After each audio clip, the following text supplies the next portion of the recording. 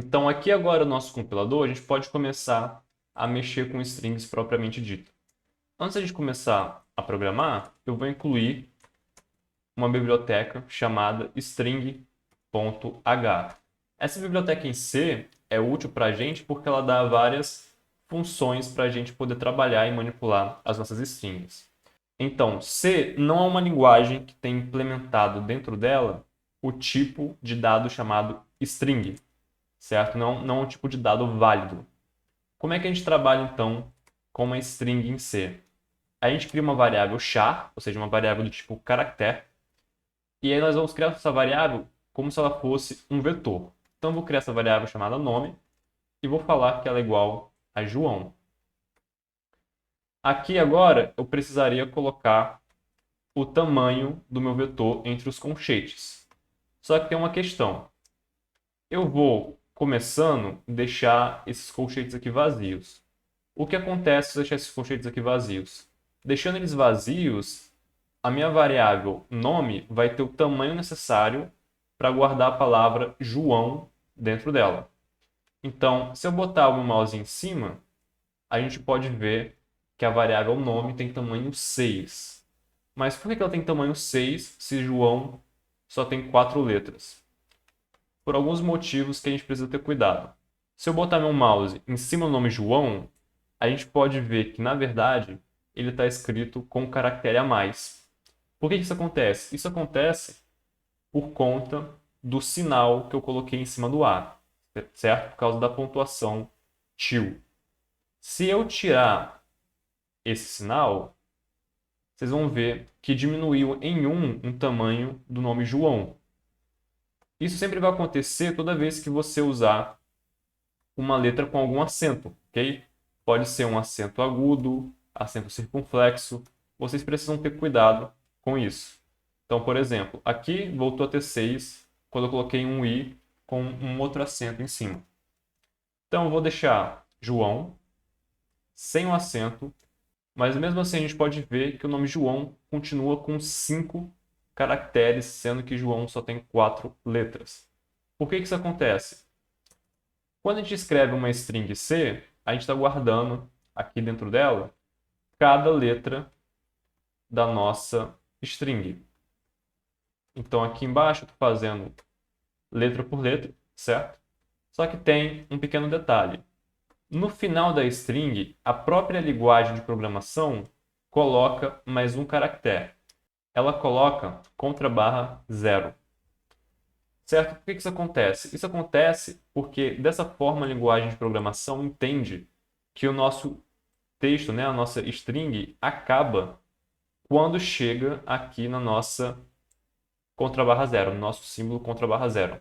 Então, sempre que você for criar, por exemplo, uma variável char do tipo vetor, então sempre que você quiser guardar dentro de um vetor de caracteres um texto, você tem que colocar o tamanho desse texto mais um aqui no tamanho. Então, por exemplo, se eu quisesse colocar só João dentro da minha variável nome, eu falaria que ela tem 5 elementos. Por quê? Porque são 4 caracteres e o último, que é o caractere que encerra a string, por assim dizer.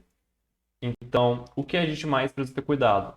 Se a gente fosse colocar João com A com tio, nossa caractere, nosso texto aumentaria de tamanho mais uma vez. Então, a gente teria que colocar aqui 6. Então, sempre que vocês forem criar uma variável do tipo vetor de caracteres, é bom deixar dessa forma aqui, certo? Se o valor dela for um valor que você estiver entrando na hora. Se você quiser botar um vetor de caracteres vazio para depois o usuário ir preenchendo ele, o que você pode fazer é colocar um valor muito grande, por exemplo, 100. E aí usar dentro desse tamanho aqui o nome que o usuário for entrar. Então, eu vou deixar 100 e vou pedir para o nosso usuário digitar o nome dele. E o que eu vou fazer? Eu vou ler essa variável, né, esse valor que o nosso usuário vai digitar, para dentro dessa variável nome. Então, como é que eu leio? Aqui dentro, eu vou colocar porcentagem S, S de string. E vou colocar a nossa variável nome aqui. Depois disso, eu vou falar seu nome é, vou dar um espaço, vou simplesmente colocar %s, porque eu vou imprimir uma string, e colocar a variável nome. E vamos ver se esse programa aqui vai funcionar. Ele compilou e está perguntando qual é o meu nome. Quando eu digitar aqui meu nome, eu vou digitar Vinícius. Ele fala que meu nome é Vinícius. Só que é uma questão aqui que um observador mais atento poderia perceber. Se eu tenho 100 elementos no meu vetor de caracteres, por que ele só imprimiu o meu nome e não imprimiu os outros caracteres vazios? Isso acontece justamente por causa do caractere que é o _0. Esse caractere ele serve justamente para isso. Depois que o nosso usuário digitou nome, a nossa própria linguagem de programação colocou depois do nome digitado o caractere _0, e é o que aconteceu. Na hora de imprimir a variável nome, ele imprimiu até chegar nesse _0. Então, o que a gente pode fazer com isso, por exemplo? Se, ao invés do meu usuário digitar o nome dele, eu tivesse aqui novamente, por exemplo, eu próprio tendo digitado, vou colocar aqui Vinícius, e dentro do texto que eu digitei eu tivesse o _0, então eu vou colocar Vinícius _0, João _0, Maria.